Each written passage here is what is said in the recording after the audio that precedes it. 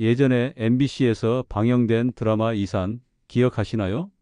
이서진, 한지민, 이순재가 출연해 큰 인기를 끌었던 작품입니다. 정조 이산과 그가 한없이 아끼던 여인 송연. 귀엽고 싹싹하며 사랑스러운 그녀는 정조의 마음을 단숨에 사로잡아 시청자들에게도 깊은 인상을 남겼죠. 하지만 많은 분들이 궁금해합니다. 과연 송연은 실제 역사 속 인물이었을까? 드라마 속 송연은 가상의 캐릭터였지만 놀랍게도 역사 속 정조에게도 송연 못지않게 아름답고 진심으로 사랑한 여인이 있었습니다. 바로 정조가 평생을 두고 애절한 글까지 남긴 후궁. 그녀는 궁녀 출신이었지만 정조의 유일한 자의적인 선택을 받은 여인으로 그 사랑은 비극적인 결말로 이어지며 지금까지도 수많은 이야깃거리를 낳고 있습니다. 1780년 봄 창덕궁 경수궁입니다.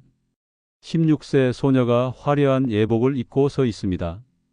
그녀는 오늘 왕의 후궁이 됩니다. 하지만 그녀는 몰랐습니다. 이 화려함이 44년간의 지옥으로 변할 것이라는 사실을 말입니다. 그녀의 이름은 화빈윤 씨입니다. 조선 역사상 가장 비참한 최후를 맞이한 후궁 중 한 명입니다. 도대체 무슨 일이 있었던 것일까요? 왜 정조는 그녀를 역사에서 지워버렸을까요? 그리고 그녀는 왜 44년이나 궁궐에 갇혀 살아야 했을까요? 지금부터 그 충격적인 이야기 속으로 들어가겠습니다. 1776년 정조가 왕위에 오릅니다. 하지만 그의 왕위는 평탄하지 않았습니다. 12년 전 그의 아버지 사도세자가 뒤주에 갇혀 죽는 끔찍한 사건이 있었습니다. 이모화변이라고 부르는 이 사건 이후 궁궐은 음모와 의심의 소굴이 되었습니다. 아무도 믿을 수 없는 시대였습니다. 노론과 소론이 서로 물고 뜯었습니다. 쉽게 말하면 두 정치 파벌이 끊임없이 싸웠다는 뜻입니다. 한쪽이 집권하면 다른 쪽은 죽음을 각오해야 했습니다. 사약을 받은 대신이 수십 명이었습니다. 유배를 간 관료는 셀 수 없이 많았습니다. 정조 자신도 늘 암살의 위협에 시달렸습니다. 밤마다 악몽을 꾸었다는 기록이 있습니다. 당시 조선에는 중요한 제도가 있었습니다. 바로 후궁 제도입니다. 쉽게 말하면 왕의 정식 부인인 왕비 외에도 여러 명의 첩을 둘 수 있는 제도였습니다. 왜 이런 제도가 있었을까요? 왕실의 대를 이어야 했기 때문입니다. 왕비가 아들을 낳지 못하면 나라가 혼란에 빠졌습니다. 그래서 후궁들이 아들을 낳아 왕실의 혈통을 이었습니다. 하지만 이 제도는 궁궐을 피로 물들이기도 했습니다. 후궁들은 서로 경쟁했습니다. 자신의 아들을 세자로 만들기 위해서였습니다. 질투와 음모가 끊이지 않았습니다. 독살 사건도 자주 일어났습니다. 정조는 이런 궁궐에서 왕이 되었습니다. 그리고 그에게는 큰 고민이 있었습니다.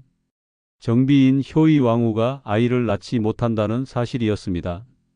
1778년 궁궐에 간택령이 내려집니다. 쉽게 말하면 왕의 후궁을 뽑는다는 공고가 전국에 퍼진 것입니다. 전국의 양반 집안 딸들이 떨었습니다. 후궁이 되면 고향으로 돌아갈 수 없었기 때문입니다. 평생 궁궐에 갇혀 살아야 했습니다. 하지만 어떤 집안은 달랐습니다. 후궁이 되어 아들을 낳으면 권력을 얻을 수 있었습니다. 전해지는 이야기에 따르면 당시 많은 집안이 자기 딸을 후궁으로 보내려고 애썼다고 합니다. 이때 첫 번째 후궁으로 간택된 여인이 있었습니다. 바로 원빈홍 씨입니다. 그녀는 당시 최고 권력자 홍국영의 여동생이었습니다. 13세의 어린 나이였습니다. 그녀는 성대한 예식을 치르고 입궁했습니다. 심지어 왕비에게나 하는 예식을 했다고 합니다. 효의 왕후는 속으로 얼마나 괴로웠을까요? 자신은 아이를 낳지 못하는데 어린 소녀가 왕비처럼 대접받는 모습을 지켜봐야 했습니다. 하지만 원빈홍 씨는 1년도 안 되어 갑자기 죽습니다. 1779년 5월 14세의 나이였습니다. 어떤 기록에는 그녀가 병으로 죽었다고 나옵니다. 하지만 일부 문헌에서는 다른 이야기를 전합니다. 독살당했을 가능성도 있다는 것입니다. 사실 여부는 불분명합니다. 다만 확실한 것은 그녀의 오빠 홍궁영이 크게 분노했다는 사실입니다.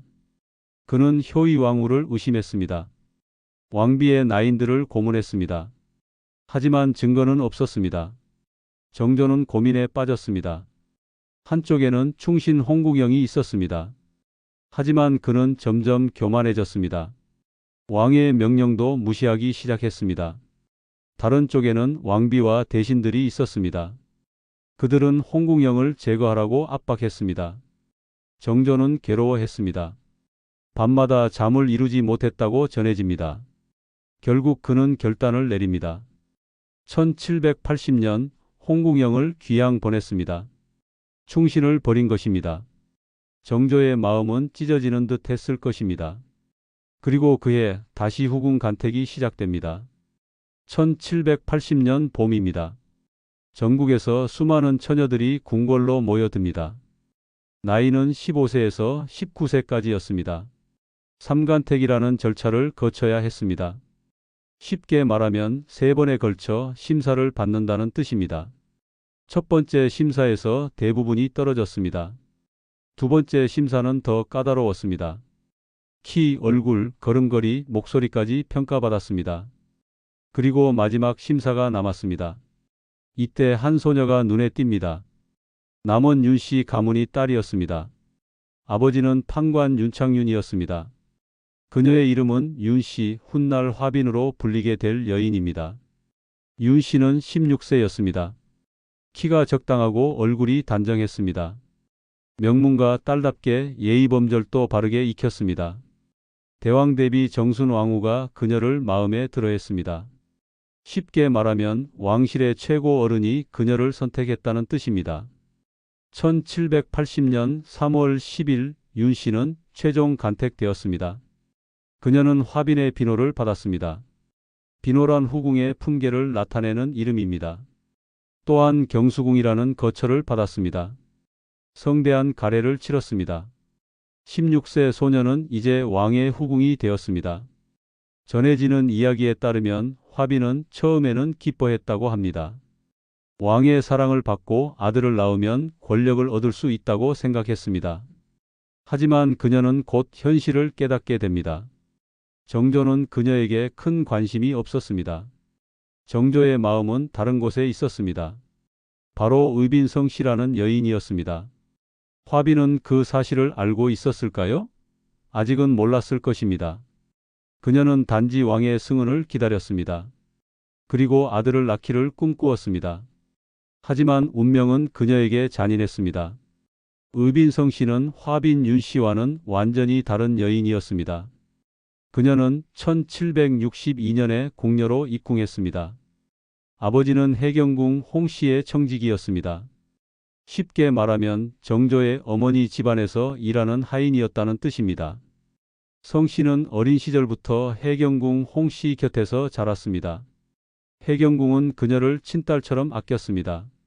정조도 어릴 때부터 그녀를 알고 지냈습니다. 1776년 세손이던 정조가 성 씨에게 마음을 품습니다. 그는 그녀에게 승언을 내리려 했습니다. 승언이란 왕이 여인을 받아들인다는 뜻입니다. 하지만 성 씨는 거절했습니다. 궁녀가 왕의 승언을 거절하는 것은 죽을 죄였습니다. 하지만 그녀는 울면서 말했습니다. 왕비 마마께서 아직 아이를 낳지 못하셨습니다. 제가 어찌 감히 승언을 받겠습니까? 정조는 놀랐습니다. 자신의 목숨을 걸고 왕비를 배려하는 여인을 본 적이 없었기 때문입니다. 그는 더 이상 재촉하지 않았습니다. 15년이 흘렀습니다. 1781년 정조는 다시 성 씨에게 승언을 청했습니다. 이번에도 그녀는 거절했습니다. 정조는 그녀의 시종들을 꾸짖고 벌을 주었습니다. 하지만 성 씨 자신에게는 죄를 묻지 않았습니다. 전해지는 이야기에 따르면 성 씨는 결국 정조의 진심을 알고 승언을 받아들였다고 합니다. 정조는 기뻐했습니다. 20년간 마음에 품었던 여인을 얻은 것입니다. 조선 왕조실록에는 이렇게 기록되어 있습니다. 지금까지 의빈을 후궁 반열에 둔 지 20년이다. 이것은 정조가 처음 승은을 청했을 때부터 그녀를 후궁처럼 대우했다는 뜻입니다. 정조가 평생 유일하게 사랑한 여인이었습니다. 1782년 9월 궁궐에 기쁜 소식이 전해집니다. 의빈성 씨가 아들을 낳은 것입니다. 정조의 첫 아들이었습니다. 아이의 이름은 이순, 훗날 무뇨세자로 불리게 됩니다. 정조는 환호했습니다. 비로소 아비라는 소리를 듣게 되었다. 그는 기뻐서 어쩔 줄 몰랐습니다. 의빈성 씨는 소영으로 승격했습니다. 곧이어 정일품 의빈이 되었습니다. 2년 후에는 옹주까지 나왔습니다. 정조와 의빈은 행복했습니다.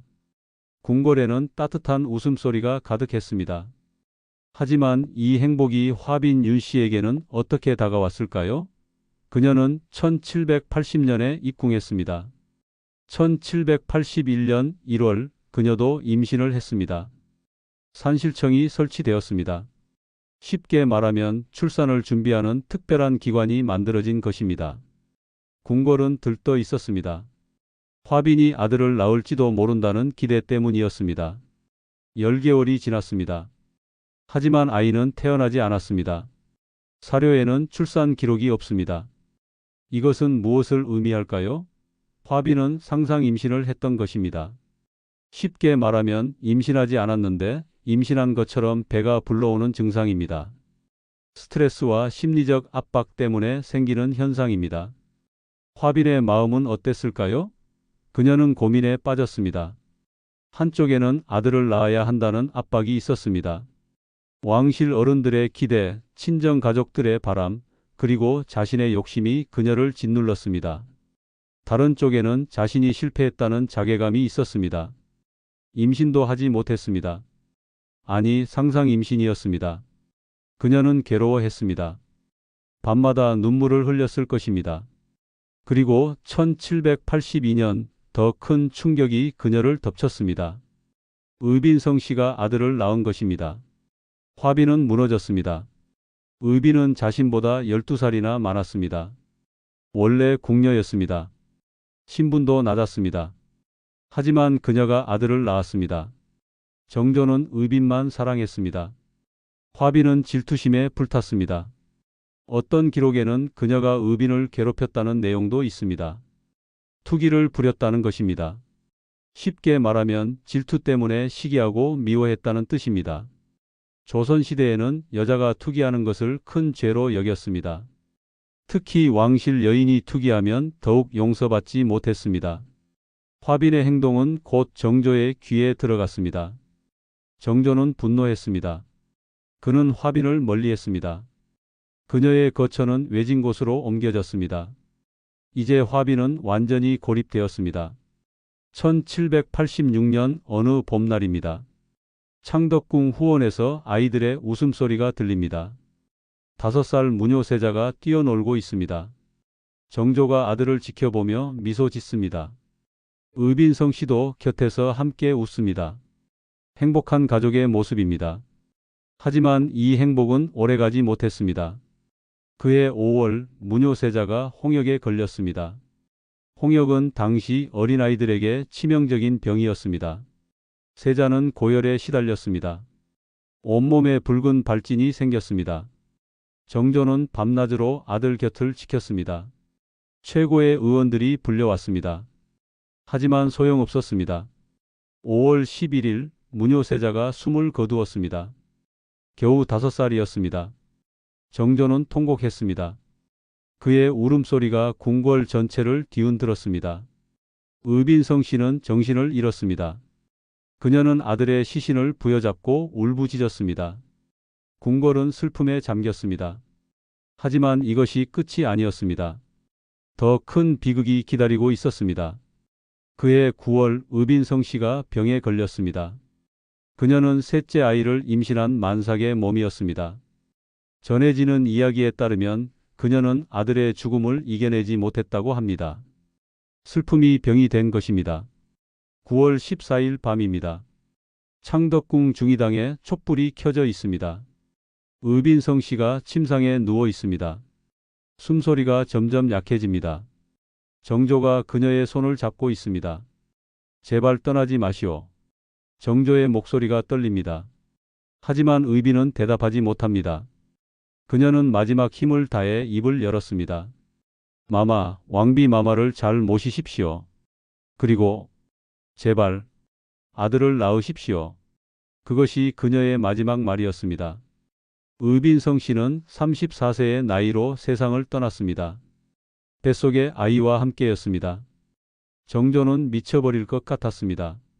5개월 사이에 아들과 사랑하는 여인을 모두 잃었습니다. 그는 며칠 동안 아무것도 먹지 않았습니다. 신하들이 걱정했습니다. 정조는 의빈을 위해 글을 썼습니다. 어제의 빈묘지명이라는 제목이었습니다. 그 글에는 의빈에 대한 그리움과 사랑이 가득했습니다. 그대는 나의 반쪽이었어. 이제 나는 혼자 남았어. 정조의 눈물이 종이 위에 떨어졌습니다. 하지만 궁궐에는 이상한 소문이 돌기 시작했습니다. 문효세자와 의빈성 씨가 병으로 죽은 것이 아니라는 소문이었습니다. 누군가 독을 썼다는 의혹이 제기되었습니다. 정조는 조사를 명령했습니다. 조사 과정에서 충격적인 사실이 드러났습니다. 화빈 윤 씨의 외숙부 조시희가 의심스러운 행동을 했다는 증거가 나온 것입니다.